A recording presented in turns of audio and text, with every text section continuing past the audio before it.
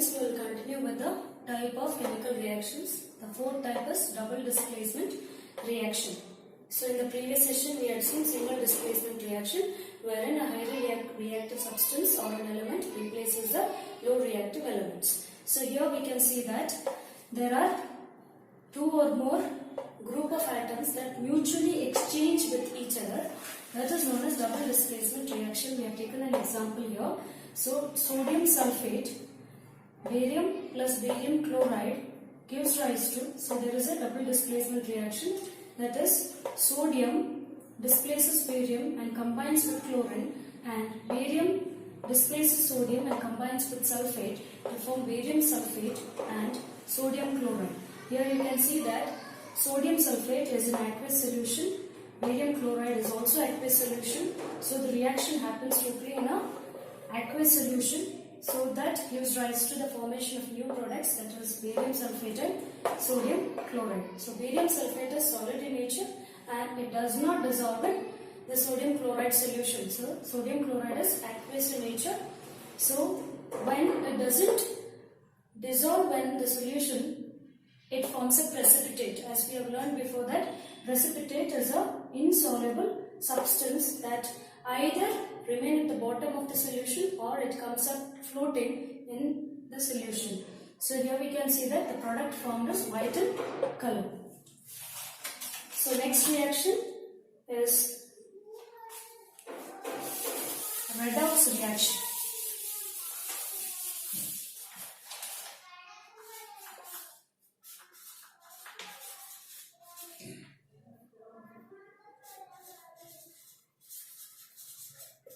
So as the name suggests, it is reduction, oxidation, reaction. So what do you mean by reduction? It is the removal of oxygen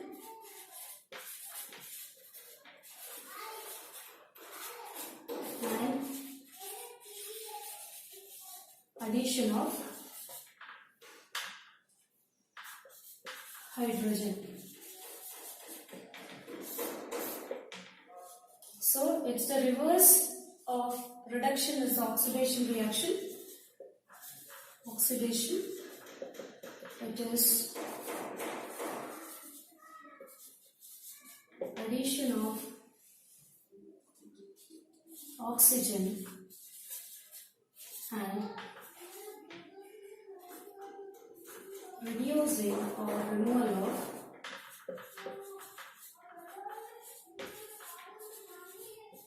hydrogen.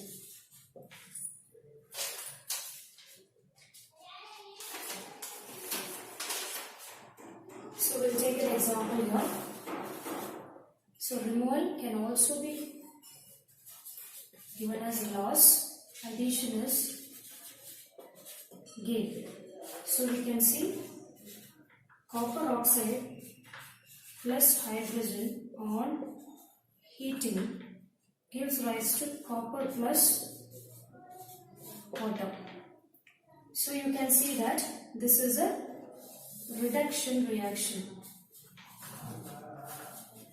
So how it is a reduction reaction? So in the reactant side, you can see the presence of oxygen here, but you can see in the product side that oxygen is removed from copper and it forms water. So next we will see the oxidation, that is CuO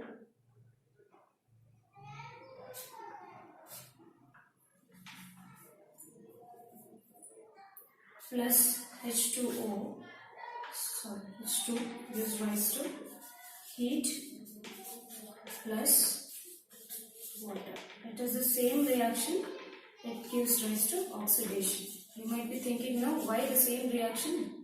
We are writing it as reduction and oxidation. So one is getting reduced, the other is getting oxidized. So here we can see that in the above equation, the same equation, you can see that oxygen is removed from copper and it is added to hydrogen. So this is reduction reaction.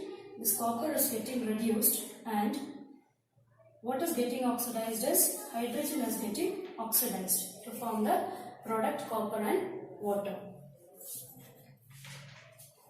So next we will see corrosion. So all of you know that corrosion.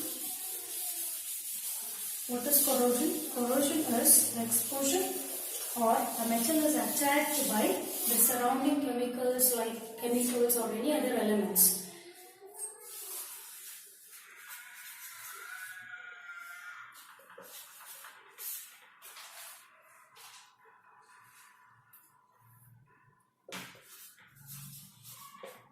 A metal is attacked by certain substances like acid, air, moisture, etc. So you can see that example is reddish brown,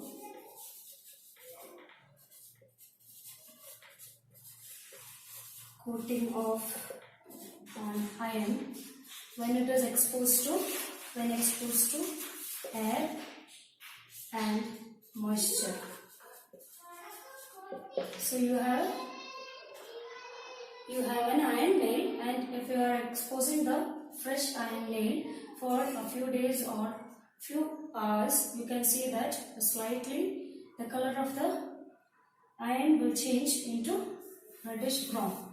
So this is an example of corrosion. You can have another example like black coating on silver.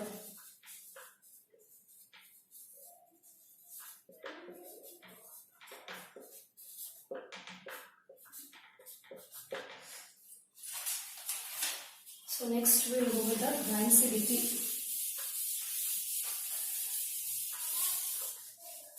So we are coming to the end of the chapter, that is rancidity. What do you mean by rancidity?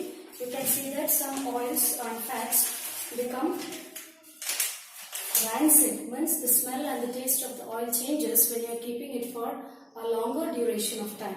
So how this rancidity or the change of smell and taste can be avoided is by use of antioxidants. So what do you mean by rancidity?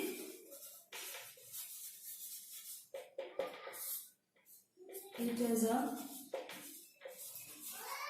change in smell or taste of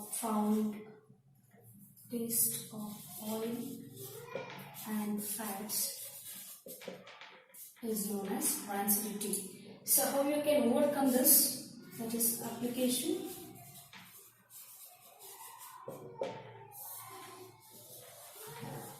The use of certain preservatives, or it is known as antioxidants. Preservatives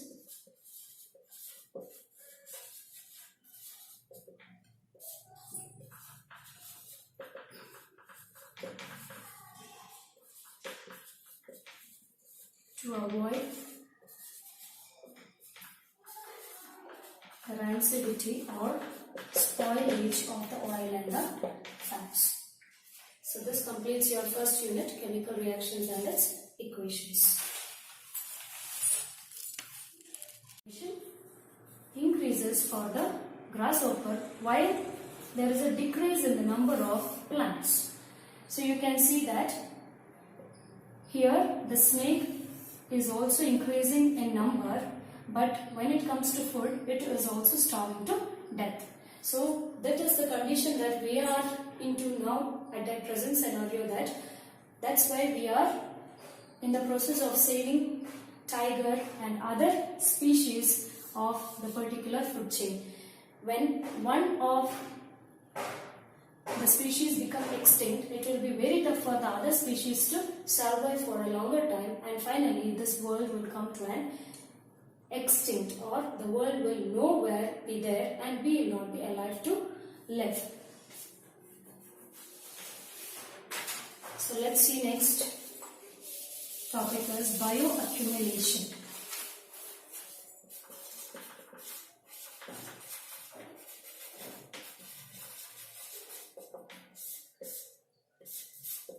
So what is accumulation? Accumulation is gathering.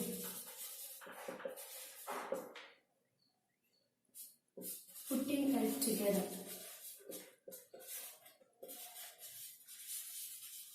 Or concentrated to a place.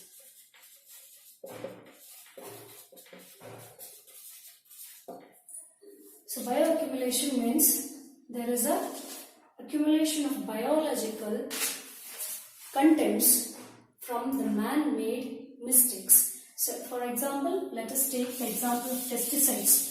So pesticides, in order to kill the pests and insects, in plants.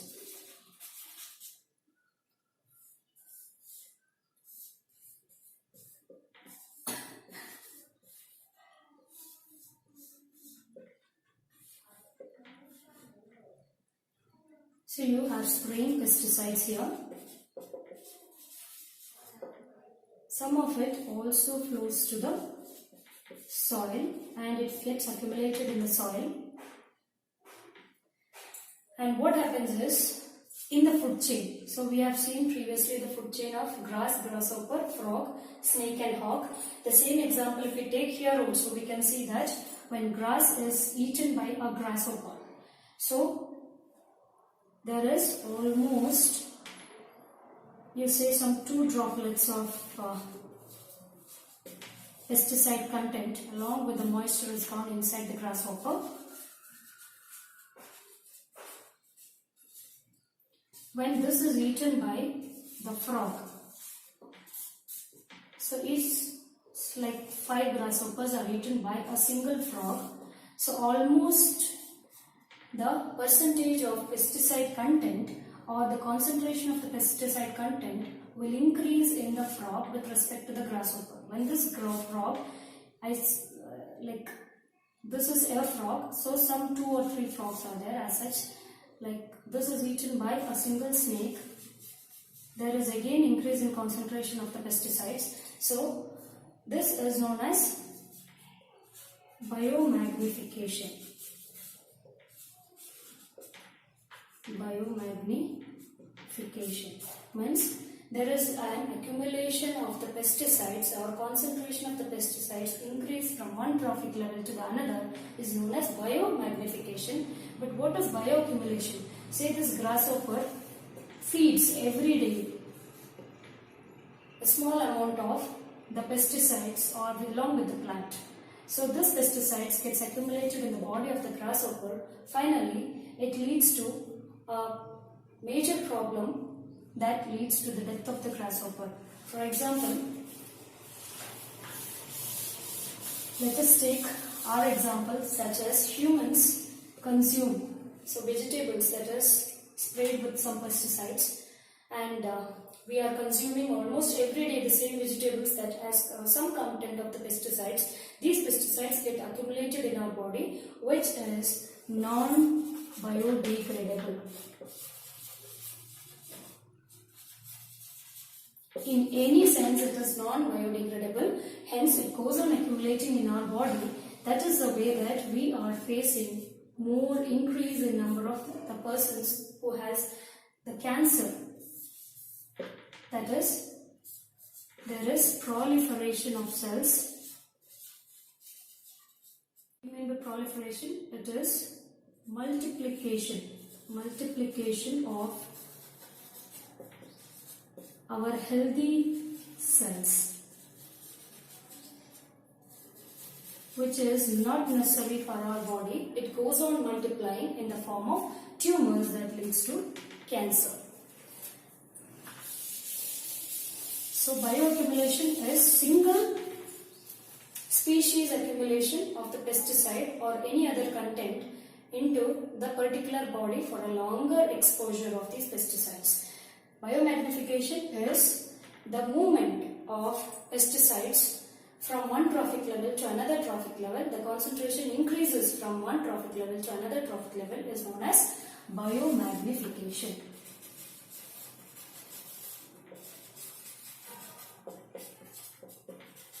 This is an important question as against 10% law.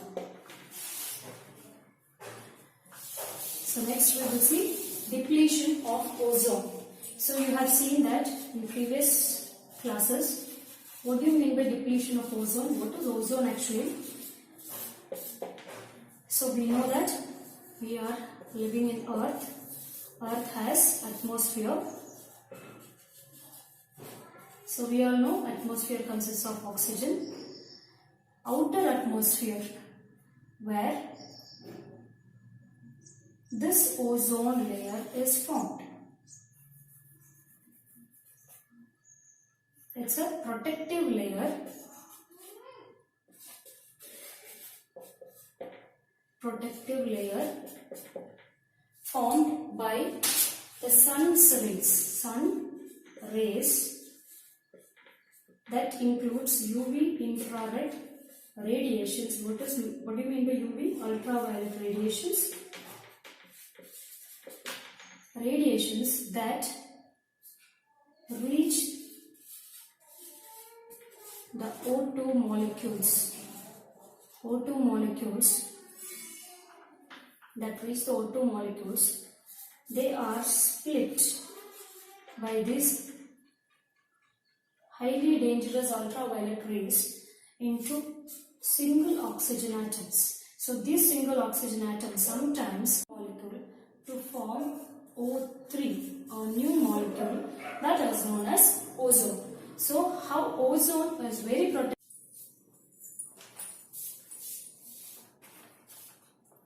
So we have seen that ozone is formed by the sun's rays, UV rays, that splits up the oxygen O2 into single atoms of oxygen, and this single atoms combine again with O2 oxygen, that is 3O2, that is 3 molecules of oxygen. So 3 atoms of oxygen to form 3 molecules, that is O3. So next we will see managing garbage. So how we are going to manage the garbage. So previously, few years ago, we used to throw the garbage into the drainage or streets or wherever we wanted, but nowadays it's not possible, and we also needs to be thinking about how we are polluting the environment by not managing the garbage. So we can manage the garbage by again segregating into non-biodegradable and biodegradable waste. So there is management of garbage can be done by 5 means, that is reduce. Possible, we can reduce the waste that has been produced in the households. Then reuse. Reuse of the waste is whichever need not be thrown out can be used in some or the other ways. Recycle, to reduce the landfill contributions. Once previously we used that lot of waste used to be dumped into the barren lands, and that used to stay for a lot of years, and that cannot be used for cropping also, and this also requires a very long term to get degraded. So instead of avoiding the landfill contributions, recycle is involved. Next is repurpose. What do you mean by repurpose? Repurpose means we should have some purpose for whatever the waste that we are using. Like example, plastic bottles needs to be avoided. Some other ways, that is broken pots or anything, that can be made into decorative items. So refuse.